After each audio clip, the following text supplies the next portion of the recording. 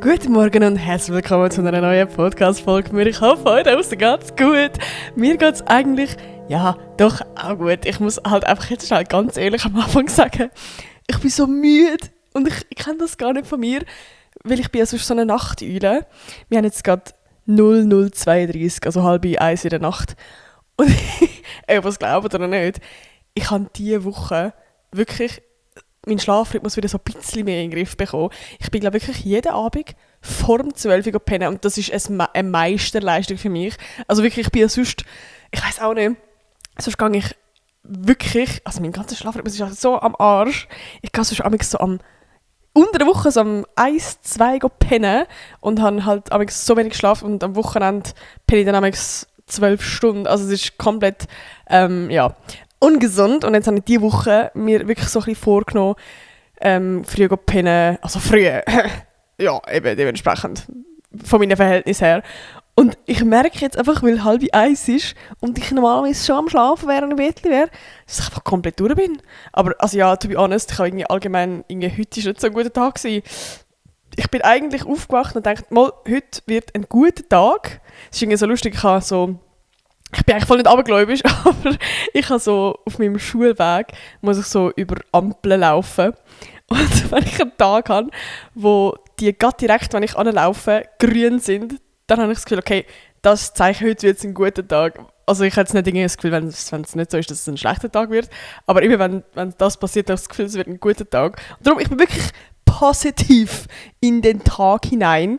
Aber irgendwie hat es so einen Turn genommen. Also ich muss sagen, ich bin heute auch noch mal ein bisschen früher aufgestanden, als ich sonst, also ich bin schon um 8:30 in der Schule gewesen. Ja, ich weiss, es ist immer noch Schockleben für die meisten, die sonst früher arbeiten müssen oder früher Schule haben. Aber trotzdem so, es ist wie noch weniger Schlaf, wo ich mir wie auch nicht gewöhnt bin. Und irgendwie, ich weiss auch nicht, das hat es wahrscheinlich noch verstärkt. Ich habe wie, ja, vielleicht kommen dann auch die Tage irgendwann eine halbe dazu. Ich weiss nicht, ob ich sie habe, wegen der Spirale, aber immer wenn ich ganz starke Stimmungsschwankungen habe, dann gehe ich einfach davon aus, ich habe meine Tage. Und ich muss auch sagen, ich bin nicht mehr so am Tracken. Ich habe ja eine Zeit lang, mega lang meinen ganzen Zyklus getrackt. Also eben, ich kann es halt wie nicht so gut sagen wegen meiner Periode, wegen meiner Blutung, so, weil ich die eigentlich nicht habe wegen meiner Spirale. Ich habe übrigens eine Hormonspirale. Kilena heisst die, für die, was interessiert. Ich kann sonst mal ein bisschen mehr darüber reden. Aber ja, ich weiss jetzt gar nicht, warum ich so abgeschweift bin, aber auf jeden Fall, habe ich eigentlich immer mit einer App getrackt, also wie jeden Tag meine Mood eingegeben und so, und darum ein bisschen besser können einschätzen, wenn meine Tage sind und wenn nicht. Und ein bisschen blutiger habe ich auch schon noch, also wie, keine Ahnung, so der Ausfluss verfärbt sich teilweise so ein bisschen und so. Aber ist ja jetzt egal, ich bin wie nicht mehr am Checken, darum kann ich jetzt auch gar nicht mehr sagen, ob ich wirklich meine Tage jetzt habe oder nicht. Aber ich habe das Gefühl, es kommt langsam eben, weil sobald ich irgendwie einfach mental irgendwie unstabil bin und einfach, wenn ich mega sensibel bin und mega Stimmungsschwankungen habe, von mega glücklich zu mega traurig und mega unsicher. Also ich bin auch immer mega unsicher, oh mein Gott. Und heute bin ich auch wieder so komplett unsicher gewesen. Und einfach so moody, Alter. Eben, ich bin ja so fröhlich in die Schule gegangen, habe das Gefühl, heute wird mein Tag.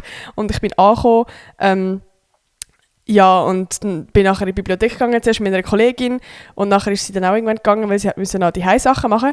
Und mein Mut, also wirklich, ich bin am crazy gewesen. Ich weiss auch nicht, was los war. Ich habe plötzlich irgendwie auch so das Gefühl, also weißt du, wie beim Chanomir ist in dem Sinne gerade alles so gut gewesen. Also ja, ich gehe dann irgendwann im Verlauf der Podcast-Folge auch noch so ein bisschen genau darauf ein, weil wir haben gestern Abend und auch heute einen mega spannenden Tag gehabt. Wir haben gerade wie so ich will nicht sagen, ein Problem, aber also ja, dem ist ja so, man kann ja schon sagen, ein Problem, aber es klingt gerade irgendwie deeper, also es ist so wie in jeder Beziehung hast du immer mal wieder Momente, wo du vielleicht aneinander aneckst und wo du dich näher kennenlernst und wo du irgendwie mit dem musst klarkommen, oder wir sind halt einfach zwei unterschiedliche Personen, die unterschiedlich ticken, und dann gibt es manchmal Momente, wo wir, ja, ein bisschen aneinander crashen, und das ist wie gestern Abend so ein bisschen passiert. Eben, ich kann es euch nachher noch ein bisschen genau erzählen, weil ich finde es ein mega spannendes Thema und ich glaube, es könnte sehr, sehr viel relaten.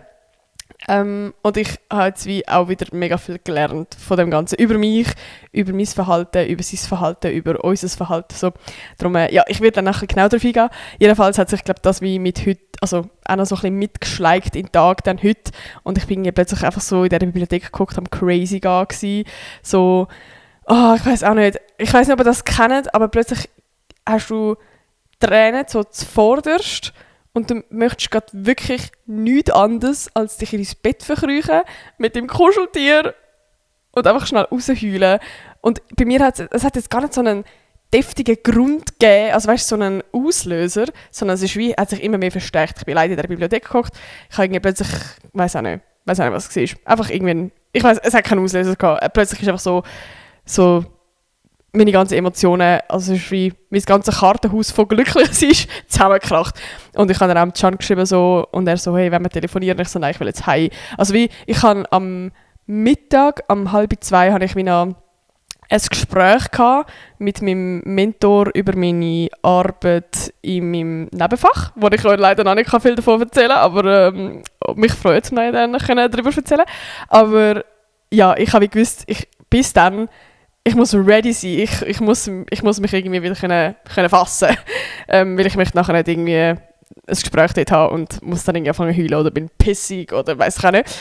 Ja, ich bin dann wie heimgegangen und habe schnell alles rausgekühlt. Bin wirklich literally ins Bett geguckt, habe schnell mit meinem Kuscheltier geknuddelt und der Can war einfach neben mir und hat mich gestreichelt. Und es ist irgendwie gar nicht darum gegangen, dass wir jetzt mega über Sachen reden, weil ich habe ja auch nicht mega etwas zu reden gehabt, sondern ich habe einfach mega schnell die Nähe gebraucht von, hey, ich bin gar nicht allein, so mit meinen Emotionen. So, das hat mich irgendwie mega wieder rausgeholt. Und es hat mich aber irgendwie auch hure erschöpft. Ich bin dann wieder in die Schule gegangen wegen dem Gespräch und dann tut mir so leid. Oh mein Gott, ich hoffe, er hört nicht so. Ich weiß nicht. Also es ist auch gleich.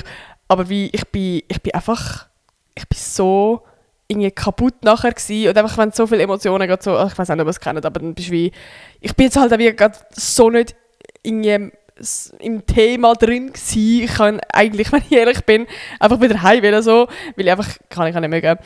Ja, jedenfalls ist wie das Gespräch irgendwie so, ich bin gerade wie nicht so ganz da gewesen. Er hat sich so mega Mühe gegeben und ich bin irgendwie so, ich bin eben, also hure müde gewesen. Ich bin die ganze Zeit so, ja voll, ja, ich kann mal machen, ja, ist gut, ja. Und irgendwie, ich weiß auch nicht, es tut mir gerade ein bisschen leid im Nachhinein, aber ja.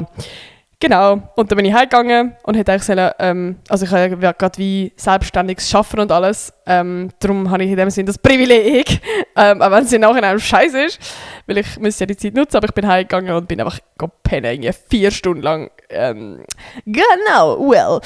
Aber ja, ich muss eigentlich sagen, im Fall, sonst fühle ich das selbstständig sein jetzt gerade, also so selbstständig können an meinen Sachen arbeiten, schon mega. Also ich habe ja jetzt wie Ferien gehabt, Weihnachtsferien, Silvesterferien, wie die meisten von euch. Und ich habe eigentlich jetzt schon gedacht, dass jetzt die Schule wieder anfängt und oh mein Gott, es wird jetzt gerade wieder gottlos und ich habe keine Zeit im Leben für nichts und einfach so keine Work-Life-Balance. Und ich habe ja wie jetzt den Minor, also das Nebenfach, und es ist eigentlich wie so, dass wir jetzt das 3 Wochen lang haben. Wir haben immer am Montag haben wir fix Schule und sonst haben wir zwischendurch eben immer wieder so Termine, entweder mit dem Mentor alleine oder in der Gruppe, wo wir wie untereinander so ein bisschen besprechen und so. Also wie eigentlich mega geil. Und die Termine gehen ja dann auch jetzt nicht den ganzen Tag, so vielleicht so 2 Stunden oder 1 Stunde oder irgendwie so. Genau, darum, also wirklich, für mich ist es gerade der perfekte Lifestyle, wo ich wie gern habe. Also wie so die 100%ige Selbstständigkeit, die irgendwie, ich weiß auch nicht, die ist mir fast ein bisschen, ich weiß auch nicht, ich brauche aber das wieder mal einen Termin haben, wieder, also wie so eine Verpflichtung haben von, hey, bis dann muss ich das und das gemacht haben. Also wie, ich habe jetzt heute den Termin mit ihm gehabt und zum Beispiel gestern habe ich den ganzen Tag frei gehabt und habe gewusst, ich arbeite jetzt, also ich habe gestern den ganzen Tag an dem gearbeitet, weil ich gewusst habe, ich habe heute einen Termin mit ihm. Also, wisst ihr, was ich meine? So wie, ich habe gerne meine Freiheit und ich habe es aber auch gerne, wenn so eine gewisse Struktur da ist. Und eben, ich finde so, einen Tag in der Schule sein und ganz viel Inputs haben, whatever, so, das finde ich perfekt.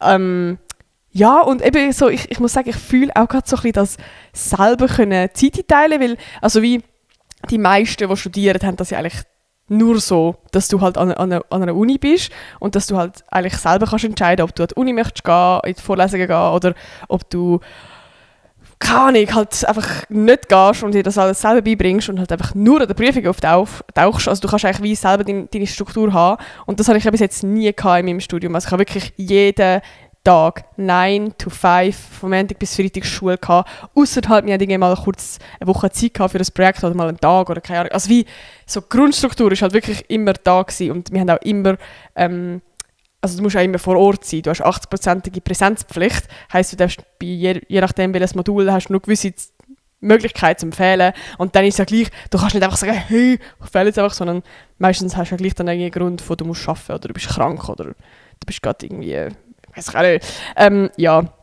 Darum, ich muss sagen, ich genieße es gerade und ich bin jetzt wirklich jeden Tag irgendwie auswärts in einem Café oder in der Bibliothek oder so und das liebe ich einfach, ich liebe es so fest, weil die Heimschaffen kann ich auch gar nicht, also es fällt mir hure schwer und irgendwie so auswärts irgendwo arbeiten, das gibt mir so ein bisschen das Gefühl von, ich habe mein Leben im Griff. Also ich weiß gar nicht wieso, weil wenn ich ja in die Schule gehe, ist ja basically das Gleiche, ich gehe aus dem Haus irgendwo her, aber dort ist es ja wie so, dort muss ich ja irgendwie und dort fühlt es sich auch gar nicht so produktiv an. Und beim anderen ist es wie so, das ist meine eigene Initiative, ich habe es selber geschafft zum Aufstehen, obwohl mich jetzt gerade niemand erwartet in dem Sinn und ich habe wieder den ganzen Tag lang genutzt, um an meinen Sachen zu arbeiten. Also ich muss ja an meiner praktischen Arbeit arbeiten, an meiner schriftlichen Arbeit und eben an dem Projekt, das ich im Nebenfach habe. Und halt irgendwie auch noch Social Media so. Also es ist eigentlich so 4 Projekte, die ich gleichzeitig habe. Das ist auch ein bisschen ein Abfuck, aber ich schaffe es gerade irgendwie. Und obwohl ich wirklich jeden Tag so viel mache und wirklich recht vorwärts komme in dem Sinn, bin ich gar nicht gestresst. Und das kann ich sonst gar nicht, weil ich habe wirklich, sonst wenn ich so viel muss machen und so viel los habe, dann schaffe ich es also wie einfach mental nicht, vom ganzen Stress, vom Mental Load und allem.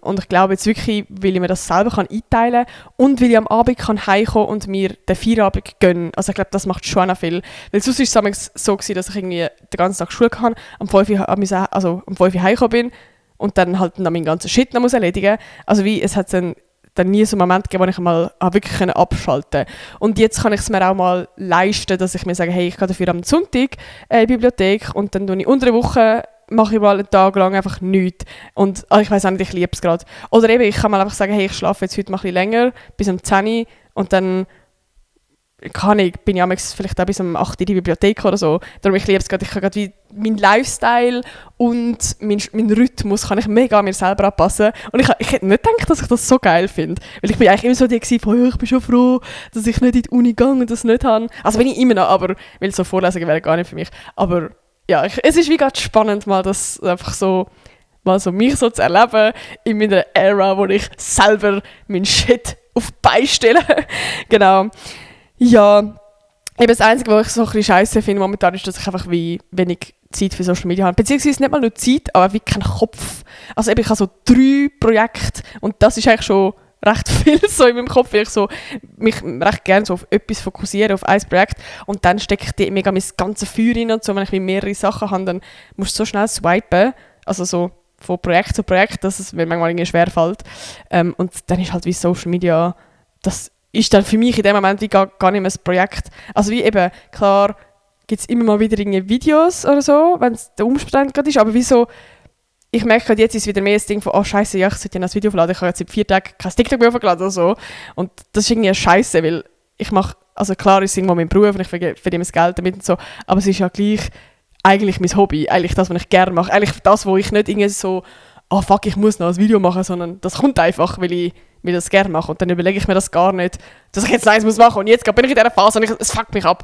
Und es fuckt mich auch ab, weil ich habe jetzt gerade letzte Woche so viele so Kommentare geschrieben, hey Nati, ich kann schon mit dieser Person einen Podcast machen, mal mit der. Und ich lese es so durch und ich so, oh mein Gott, ich bin so ready, ich hätte so Lust, um so jetzt gerade auch aus dem Podcast das wieder so ein bisschen grösser machen und mal so ein bisschen Sachen überlegen und vielleicht neue Formate. Und wir haben jetzt auch letztens darüber geredet, welche Zeit das am besten wäre. Wir haben auch so viele Sachen reingeschrieben, aber ich merke gerade, wie es wäre wie nochmal ein Projekt mehr, so auf den Podcast ein bisschen abfreshen, wo gar nicht geht. Aber eben, ich habe hure Bock und es wäre voll geil und ich will jetzt echt gar nicht reden und nicht machen, aber irgendwann kommt es noch, Leute. Ich verspreche es. Aber ich hoffe, ihr seid trotzdem froh. Also ich muss sagen, ich bin stolz, dass ich es trotzdem noch jede Woche schaffe. Wenn nicht immer ganz pünktlich, aber ey, ich schaffe es immerhin. Und das finde ich echt... Muss ich sagen, bin ich froh, dass ich das wenigstens noch schaffe. Aber ja, Leute, etwas, was ich mich mega freue, zu euch erzählen. Es ist eigentlich noch gar nicht fix, aber der Can und ich, wir sind so am Überlegen gewesen. Und ich weiss ja gar nicht, ob es schon viel zu früh ist, dass wir das sagen. Das ist wie wenn so, also nein, alles gut, ich bin nicht schwanger. Aber das ist wie so, wenn du schwanger bist, bist du auch so, also ich weiss nicht, ich bin gespannt, wenn ich schwanger bin, ob ich dann so, wie lange haltest du das sonst so geheim? 4 Monate? Bro, wie wollte ich 4 Monate das für mich behalten? Das ist ja crazy. Also ich finde, nur schon, also wie zum Beispiel jetzt, ich teile alles mit euch im Podcast. Ich kann doch jetzt nicht 4 Monate meine Fresse haben, wenn ich schwanger wäre. Ich weiß nicht. Aber ist eigentlich auch scheißegal. Ich glaube, ich kann das ja auch selber entscheiden. Also wie, wenn ich Bock habe, zum Huren transparent mit euch sein. Und jetzt blöd gesagt, im Worst Case, wenn wir das Kind verlieren, wäre es doch auch etwas Schönes für viele, die wahrscheinlich relaten können. Als, ja, ich weiß nicht, ich finde das einfach auch geil an Social Media, wenn die Leute können authentisch sein und mal das echte Leben ein bisschen mehr zeigen. Also immer noch die perfekte Welt, oder? Ja, auf jeden Fall, sorry, ich bin schon wieder abgeschweift da. Ich bin nicht schwanger, aber wir sind gleich so ein bisschen... Ja, okay, nein, warte, ich muss anders einsteigen. Nein, wir haben uns schon mega lange überlegt, irgendwie mal ein Haustier anzuschaffen. Also, ich glaube, wir wissen beide, wir sind unglaubliche Tiermenschen. Und seit ich ausgezogen bin, habe ich ja auch kein Haustier mehr und alles. Und es ist schon ein bisschen ein Teil, der einem fehlt, sage ich ehrlich. Aber wir haben halt wir haben immer so ein bisschen überlegt, eigentlich wäre eine Katze mega cute oder eben ein Hund oder irgendwie, ich weiß auch nicht. Aber es war wie schwierig gewesen, halt zum einen, wenn wir in einer Wohnung wohnen, in der Stadt, also wie, keine Ahnung, und es wäre jetzt für uns nicht eine Option, irgendwie eine Katze zu kaufen und die nachher einfach in unserer Wohnung da haben, weil ich persönlich finde halt wie Katzen, wenn es geht, möglichst frei laufen, also einfach Freiläufer haben, dass sie rausgehen können, dass sie Katze sein können. Und genauso bei Hunden. Und was halt wie auch noch dazu kommt, ist, dass, keine Ahnung, je nachdem, bei einem Hund hast du schon auch noch sehr viel mehr Verpflichtungen, zum Beispiel als bei einer Katze. Oder du musst ihn dann vielleicht überall mitnehmen und so. Und halt logischerweise viel laufen. Ja, kann ich wissen, wie immer mal wieder über das Thema gestolpert. Und es hat auch mal, wo wir noch in der alten Wohnung gewohnt haben, hat es ein Inserat gegeben, also wie sagt man ein Inserat, also wie so ein Zettel an der Tramstation ist gehängt, dass es eine Katze gibt, wo der Senior zu alt ist oder gestorben ist, ich bin mir gar nicht mehr sicher. Der Senior, das Herrchen, wie sagt man denn, der Besitzer? Ja, wow, Alter.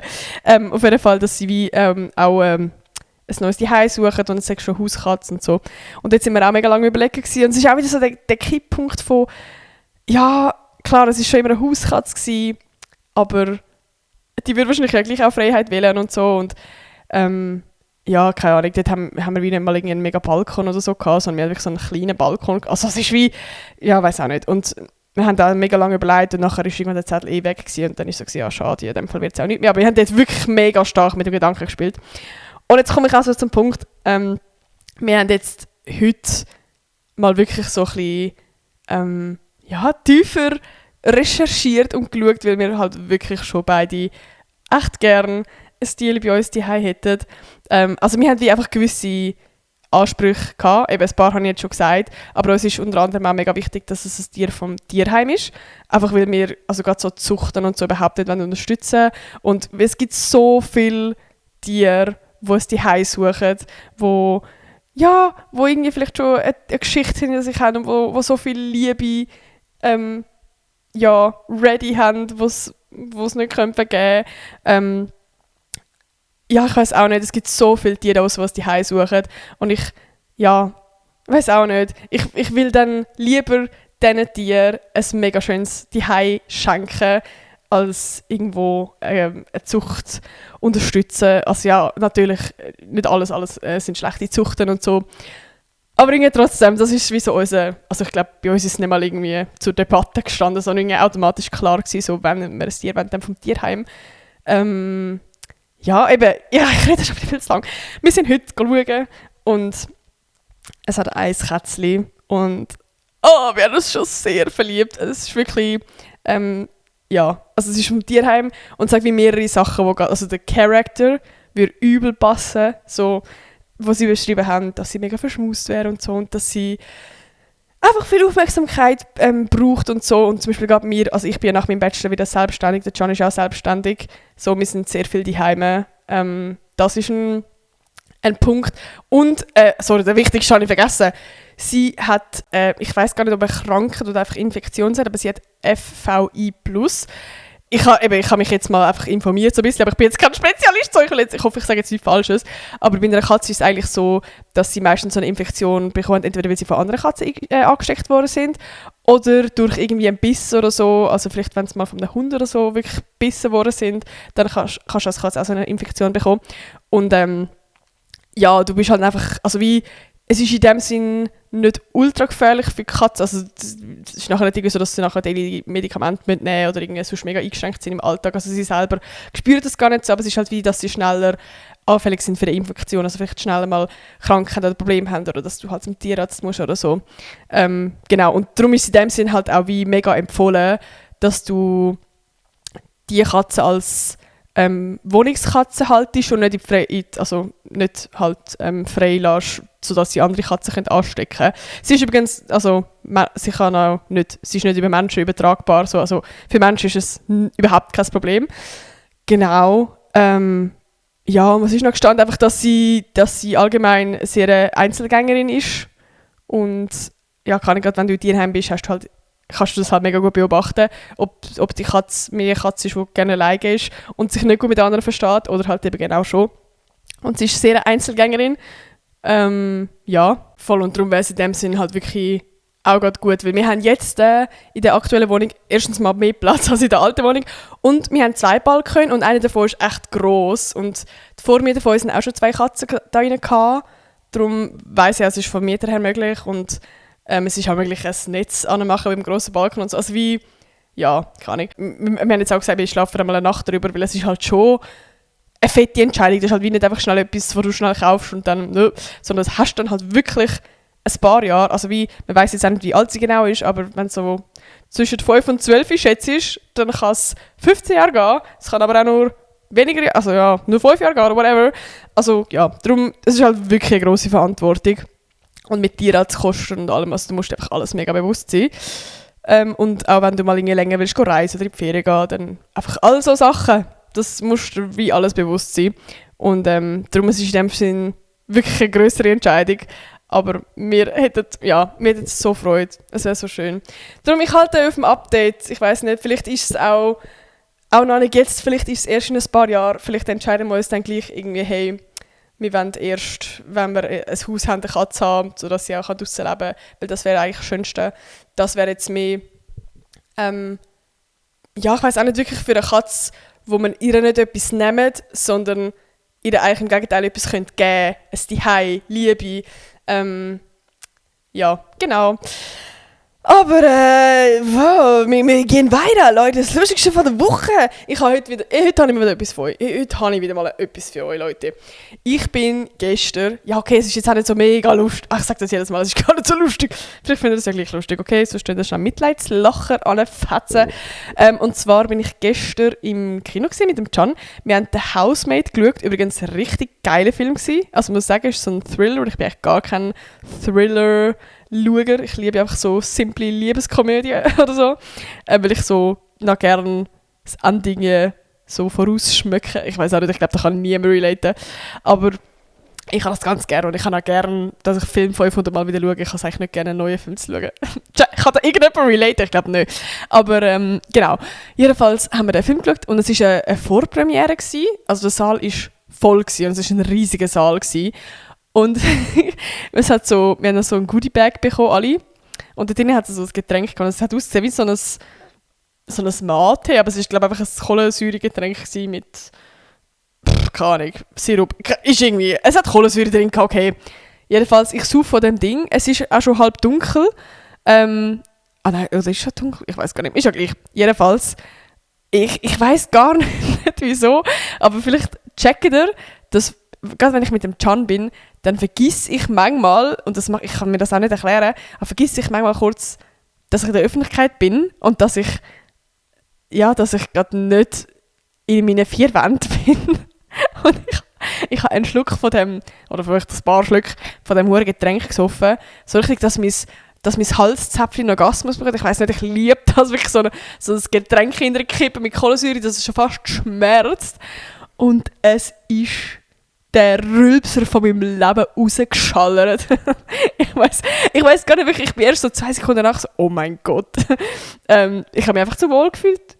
ich weiss auch nicht, manchmal passiert mir das, wenn ich mich so zu wohl fühle, plötzlich kommt man dann rülpsen, man furzen. Das ist mir schon auch schon passiert.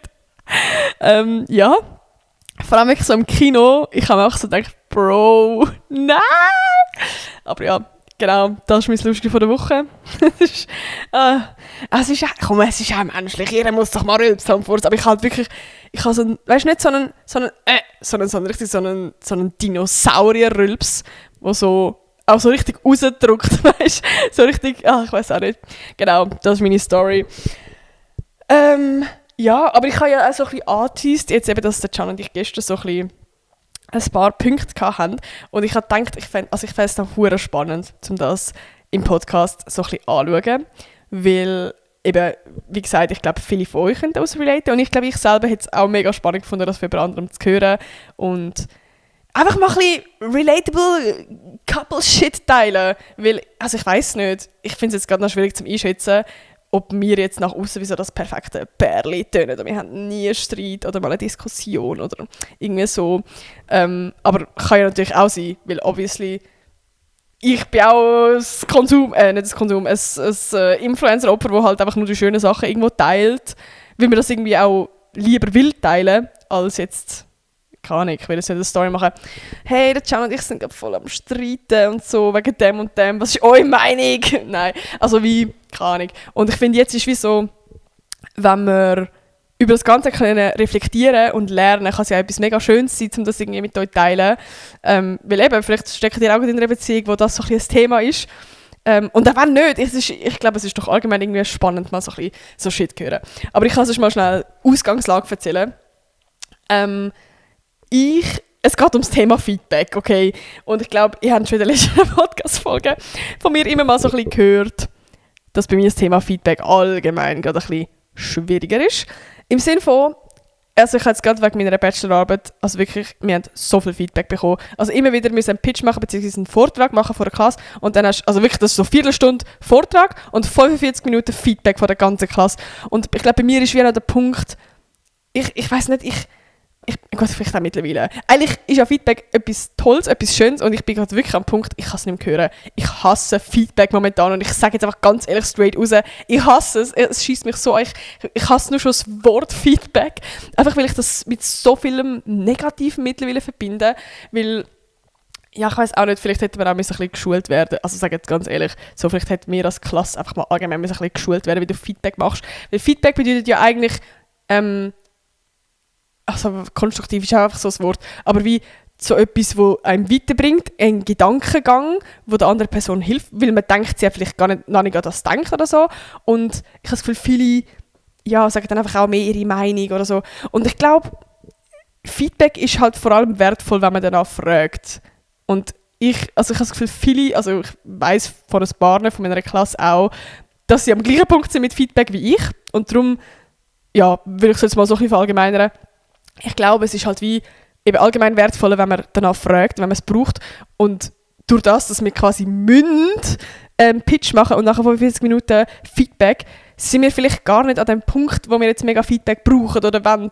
Und ich glaube, gerade wenn man in so einer Phase ist, wo man erst in der Startphase ist, also wie gerade meistens, wenn man eine Idee hat, dann ist man doch zuerst so, boah, das Feuer und man sieht den Vision und man denkt vielleicht auch so ein bisschen out of the box und sammelt zuerst mal alle Ideen zusammen. Und das können auch unrealistische Ideen sein oder Ideen, die man noch nicht fertig gedacht hat oder keine Ahnung. Und wenn man dann wie die jemandem vorstellt, dann kann es übel einfach, einschränkend und bremsend sein, wenn nachher die andere Person sagt, ja, aber das macht ja vielleicht jetzt nicht so Sinn. Oder irgendwie so, ja, aber das, keine Ahnung, das ist jetzt noch nicht so klar. Oder, ja, das, also wie einfach bremsen, und ich merke so, ich kann nicht mehr, also mich fuckt das so ab. Und jetzt gerade bei der Bachelorarbeit hat mich das teilweise so hart gehindert, dass ich wirklich mittlerweile an einem Punkt bin, oder war, wo ich ich habe das Gefühl gehabt, alles, was ich mache, ist scheiße. Meine ganze Bachelorarbeit will ich nochmal am liebsten über den Haufen werfen, weil ich von jedem irgendwie das Gehör bekomme, dass sie nicht genug ist. Alter, mein Hals ist gerade trocken, ich muss schnell einen Schluck, nein, es hat nicht mehr Wasser da rein.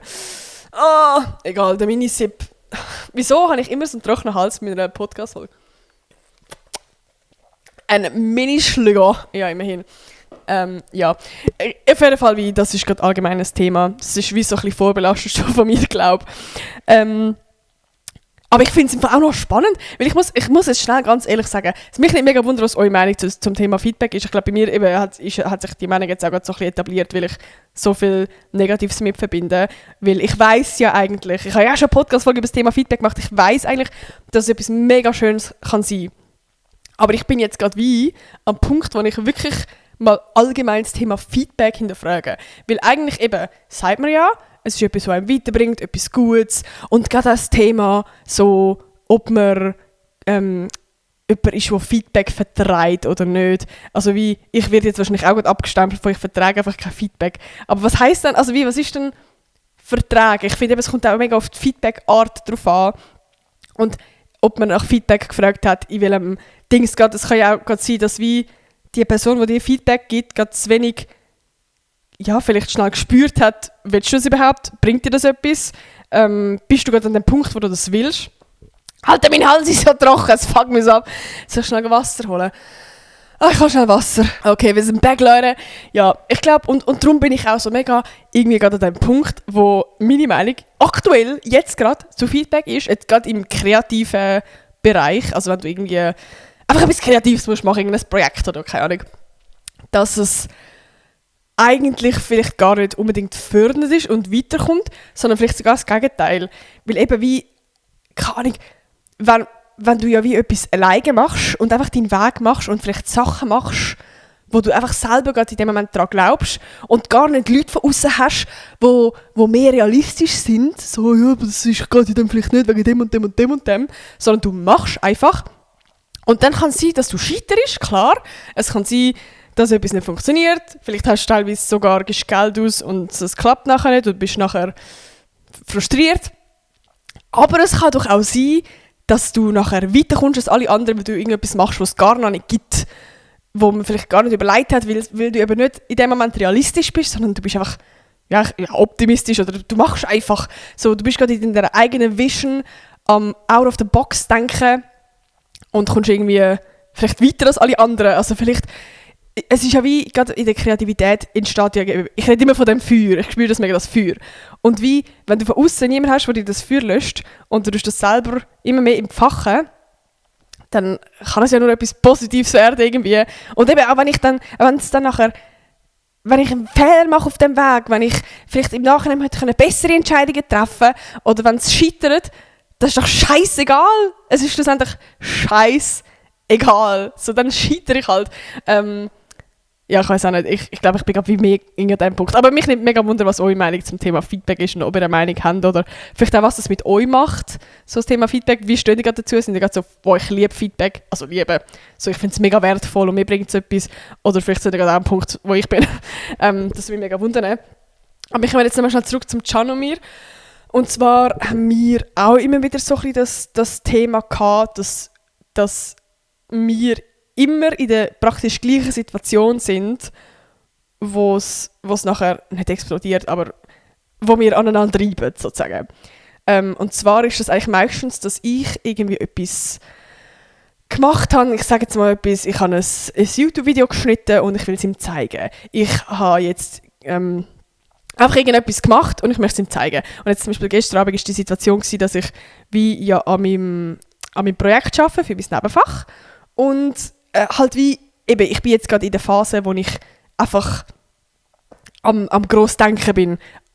Es gibt einen Abschnitt, der heisst Hirnfürze, wo ich alles reinknalle, wo mir gerade im Moment in den Sinn kommt, wo ich dann später mal anschaue, hey, ist das überhaupt realistisch? Will ich das überhaupt machen? Also ich schiebe einfach mal alles rein, es ist ohne Struktur so.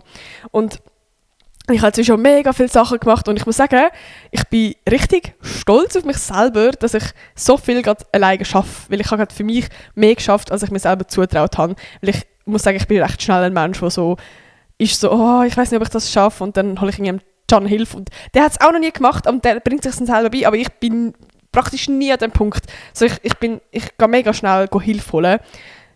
Und das ist jetzt wie das erste Mal etwas, wo ich so wirklich alleine auf Beistellen bin und nicht irgendwie noch eben Hilfe oder sonst Inputs von außen mega habe. Und das ist in dem Sinn, es gibt wie einem auch ein Selbstwertgefühl. Und darum bin ich jetzt gerade auch mega in dem Ding von, wow, ich habe jetzt so viel gemacht heute und ich bin voll in dem Feuer und das ist so geil und das und das und das und das und das. Und habe dann eigentlich in diesem Elan bin ich quasi wie zum Can gegangen und habe ihm eigentlich gerade erzählen, was ich alles schon mir überlegt habe und was ich alles schon geplant habe, was ich alles bis jetzt schon gemacht habe. Und ich habe wie, gerade beim Thema Hirnfurz, so habe ich eigentlich wie mal die einzelnen Punkte ihm gezeigt. Und er hat dann eigentlich, bei gewissen Punkten hat er dann direkt eben schon so gesagt, aber das hätte er jetzt eben das Gefühl, dass wir wahrscheinlich weniger funktionieren, wegen dem und dem und dem und dem. Und das ist eigentlich mega valid, weil er hat nicht irgendwie einfach seine Meinung gesagt, von er findet scheiße, sondern hat wirklich in dem Sinne konstruktives Feedback gegeben, dass das, also weißt, er hat realistisch kurz gedacht, dass vielleicht der Punkt gerade eher schwierig wäre, wegen dem und dem und dem und dem. Und das, was er gesagt hat, kann ich 100% nachvollziehen, ich verstehe es voll, aber ich habe es null vertraut. Also wirklich, also er hat wie zu 2 Sachen hat er ein Feedback gegeben und ich habe schon gemerkt, bei mir ist fertig. Also wirklich, ich bin so, ich bin so nicht ready für Feedback und ich habe mich selber, ich habe mich wie so angegriffen gefühlt. Ich bin so vorher in dem Feuer gsi, in dem Elan, von oh mein Gott, Can, schau mal, wie cool und so, gell, das ist alles cool. Und schau mal, was ich alles gemacht habe, zu oh mein Gott, ich finde mein ganzes Projekt jetzt scheiße und ich weiß auch nicht, also eben, ich bin dann auch heute, ich habe es gar nicht mal wirklich geschafft, zum dran sitzen, weil ich irgendwie selber dann so das Gefühl hatte, also es hat mich einfach so bremst. Und eben, wir sind auch dann wie mega am Reden über das und sind nachher mehr gar nicht über das Thema Feedback, sondern wirklich so über das allgemeine Thema von was hat jetzt er falsch gemacht, was habe vielleicht ich falsch gemacht, weil ich es mega lange nicht können so greifen, weil ich seine Situation ja auch mega gut verstanden habe. Wie, ich habe wie jetzt gar nicht können einen Fehler von ihm äußern, wo er irgendwie sich falsch verhalten hat. Oh, mein Hals ist wieder trocken, ich muss schnell Wasser trinken. Ja, auf jeden Fall, ich glaube, es ist wie, ich habe jetzt, also wie wir haben dann über das alles geredet und so. Und ich glaube, wie, es war mega spannend gewesen, zum mal ein überlegen, hey, wie ist denn die Situation wirklich, was ist das Problem? Eben, weil wir haben es immer wieder gehabt und meistens ist es auch so ein bisschen so geändert von hey, komm, ja, dann lassen wir es so. Oder ich glaube, er hat sich auch immer mehr eingeschränkt gefühlt, weil er das Gefühl hatte, er kann mir nie irgendwie mal Feedback geben, weil ich es gerade so persönlich nehme und er möchte mir eigentlich auch noch helfen. Und es fühlt sich für ihn auch mega unnatürlich an, also wie wenn er die ganze Zeit einfach nur also er darf nur positiv sagen, er darf nur sagen, ich mache es gut und sonst darf er nichts sagen. Und ich kann es wie auch nicht ganz in Worte fassen, weil ich möchte ja auch nicht einfach nur die ganze Zeit, dass er bei jedem Punkt sagt, hey, finde ich mega geil, hey, finde ich mega geil. Wie ich schätze ja auch, dass er ehrlich zu mir ist, aber ich vertrage es wie nicht immer. Und irgendwo brauche ich Bestätigung, aber ich möchte ja nicht den unehrliche Lob. Also ich habe es wie so schwierig gefunden, zu meinem Wort zu fassen. Und eben, ich habe jetzt das Gefühl, wir haben es so ein bisschen reflektieren. Ich habe mich sehr reflektieren. Ich habe einfach mit ChatGPT hin und her geschrieben und habe einfach selber so ein bisschen, ja, mal wirklich überlegt, wieso fällt mir das so schwer? Also wieso kann ich rational das mega gut einordnen, eigentlich, und sehen all seine Punkte und wieso kann ich das emotional nicht? Wieso triggert mich das und was ist es genau? Und keine Ahnung. Also, ich habe mir noch Notizen jetzt gemacht, ich habe mal so schnell meine Sicht in diesem Moment, oder jetzt gerade im Moment gestern Abend, kurz übersetzen. Und zwar, eigentlich bin ich nicht zu ihm gegangen, also wie, ich habe es so kommuniziert, aber eigentlich bin ich nicht so hingegangen im Sinne von, hey, schau mal, ich habe jetzt dafür das Projekt geschafft und ich möchte dir das jetzt einfach zeigen, sondern eigentlich ist es mehr so ein hey, schau mal, was ich geschafft habe. Bist du stolz auf mich? Ich will einfach nur, dass er in dem Moment das anschaut und mir sagt, hey, mega geil, du hast schon hure viel geschafft und das hast du alles allein geschafft. Boah, ich bin so stolz auf dich. Das ist das Einzige, was ich in dem Moment von ihm will. So, und irgendwie, obviously, kommuniziere ich das ja auch nicht so mit ihm, weil ich möchte ja das bekommen von ihm, ohne dass ich es ihm muss sagen auch. Also ich möchte nicht zu ihm gehen und sagen, hey, ich will jetzt, dass du mir sagst, ich bin stolz auf dich so. Und ich glaube, das würde sich ja irgendwie auch für ihn komisch anfühlen, so. Also, weiß auch nicht. Aber ja, ich gehe wie in das ganze Gespräch schon mit einer Erwartungshaltung. Und ich glaube, das Wort Erwartungshaltung klingelt bei uns allen schon. Das heisst eigentlich direkt automatisch Enttäuschung. Also wenn du eine Erwartungshaltung hast, kannst du einfach gefühlt nur enttäuscht werden. Und eben, ich komme ja meistens, also jetzt gerade gestern bin ich auch eigentlich genau in dieser Phase zu ihm gekommen, wo ich kein Feedback will und wo ich auch noch nicht ready bin für Feedback. Also ich habe wie auch noch gar keinen sicheren Boden in meiner Idee. Ich bin auch so in dem Grossdenken, ich habe selber auch noch nicht alles hinterfragt. Also eben, ich habe all die Hirnfürze habe ich mal aufgeschrieben und mal gross gedacht und habe eigentlich von ihm nur hören, eben, geil, was du alles jetzt alleine da heute auf beigestellt hast und wie viel du daran gearbeitet hast und das hätte ich jetzt voll nicht von dir gedacht, dass du das kannst und ich weiß auch nicht, dass ich will das hören. Und ich habe einfach noch nicht die sichere Stabilität gehabt oder den Abstand zum Projekt oder einfach mal selber überhaupt reflektieren, was ist jetzt gut und was nicht gut.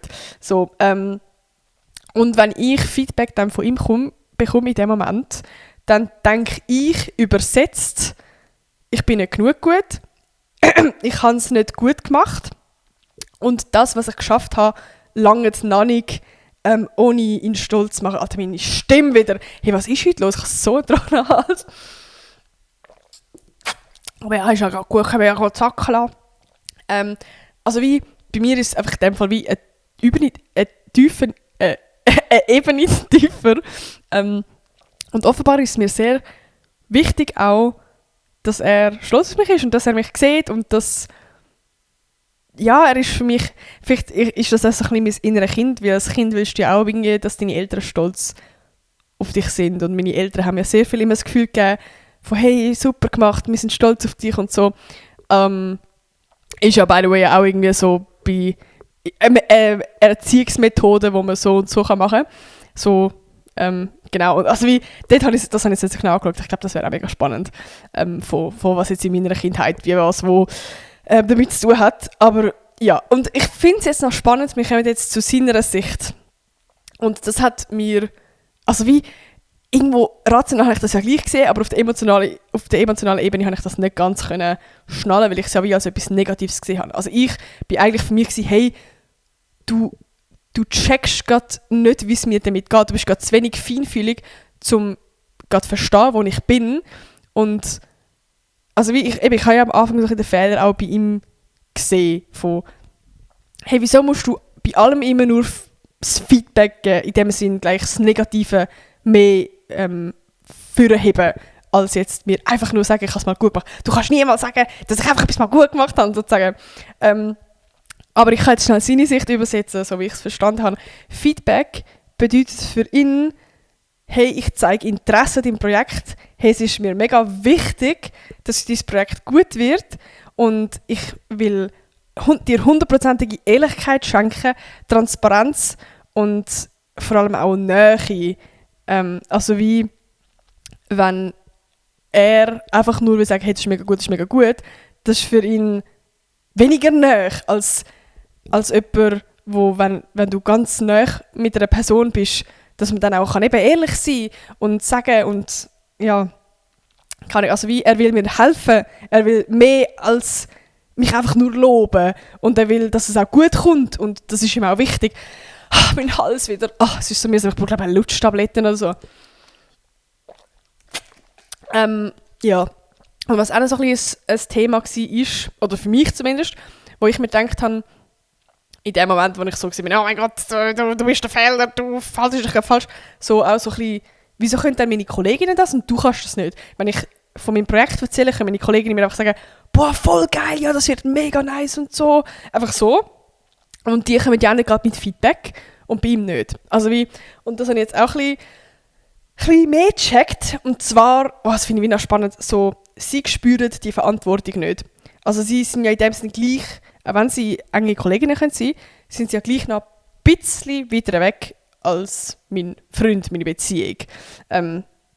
Und er ist ja vielleicht auch allgemein noch viel mehr drin in meinem Projekt und er kennt mich halt auch in- und auswendig und hat auch vielleicht bei gewissen Themen einfach auch viel Ahnung. Also ich sage jetzt etwas mit Social Media, wenn ich einer Kollegin irgendetwas erzähle, wo nichts am Hut hat mit Social Media, kann sie obviously auch weniger Feedback geben als ein Can, der da auch mega drin ist. So.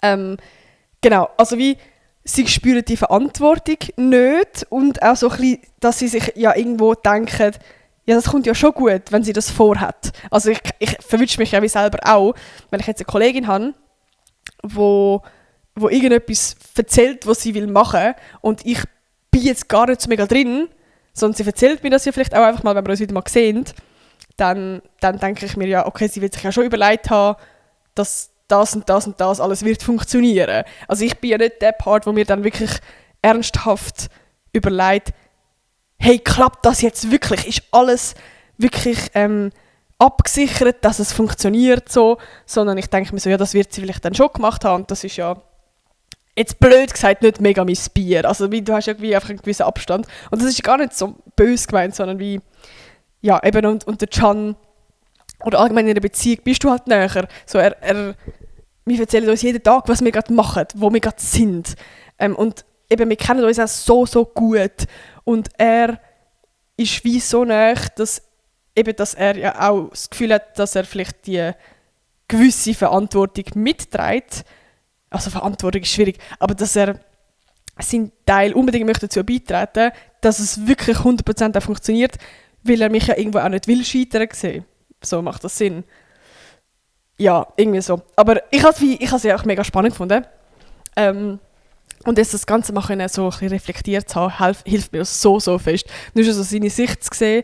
Und ja, ich weiß auch nicht, also wie, ich glaube, es ist ja wie beides nicht falsch. Also wie, keine Ahnung, es braucht halt, ja, vielleicht einfach zuerst, ja, ich weiß auch nicht, also ich glaube, ich brauche wie zuerst Halt und dann Reflexion und er braucht halt wie, oder er bietet direkt Reflexion, so. Und eben, es ist wie beides legitim. Ich glaube einfach so Sprache und Timing passen halt nicht ganz zusammen.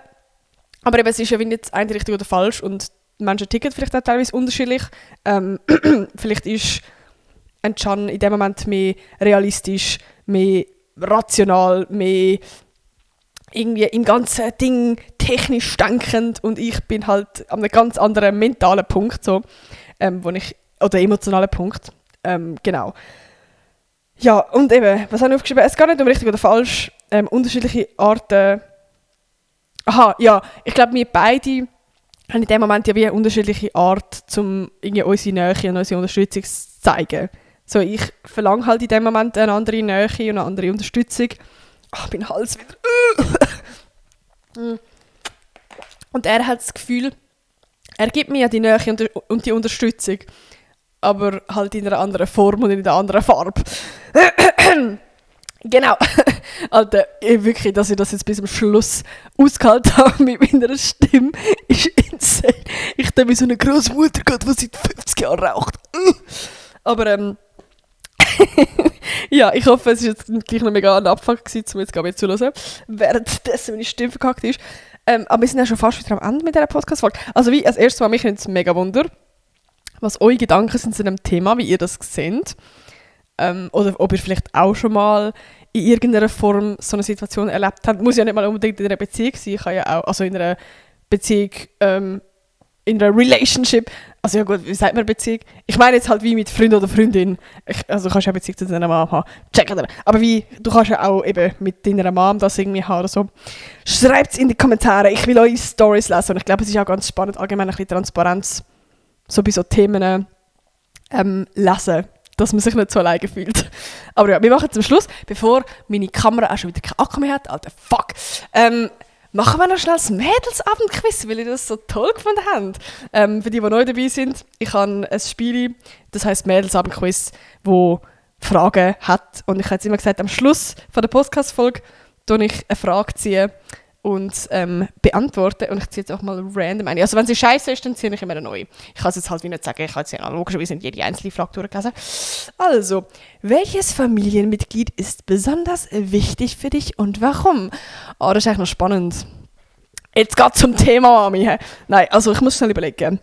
Ich will jetzt gar nicht ein Ding machen, wo ich ja alle meine Familienmitglieder gerne, weil ich hoffe, das ist klar. Oder nein, das ist jetzt bei meinem Fall natürlich klar. So, ich habe 2 Geschwister, eine Schwester und Brüder und Eltern. Und ich habe alle sehr, sehr lieb und ich habe alle genau gleich lieb. Aber was ist die Frage? Welches ist mir besonders wichtig für mich und warum? Ich finde es jetzt verdammt schwierig. Weil ich könnte bei jeder Person etwas sagen, wo aber etwas anderes ist. So. Also ich habe mit jede Person ist mir wichtig aus unterschiedlichen Gründen. Aber ich glaube, als erstes kommt mir jetzt einfach meine Mama in den Sinn. Weil ich einfach irgendwie das Gefühl habe, sie kennt mich gut. Ich kann sehr viel mit ihr reden.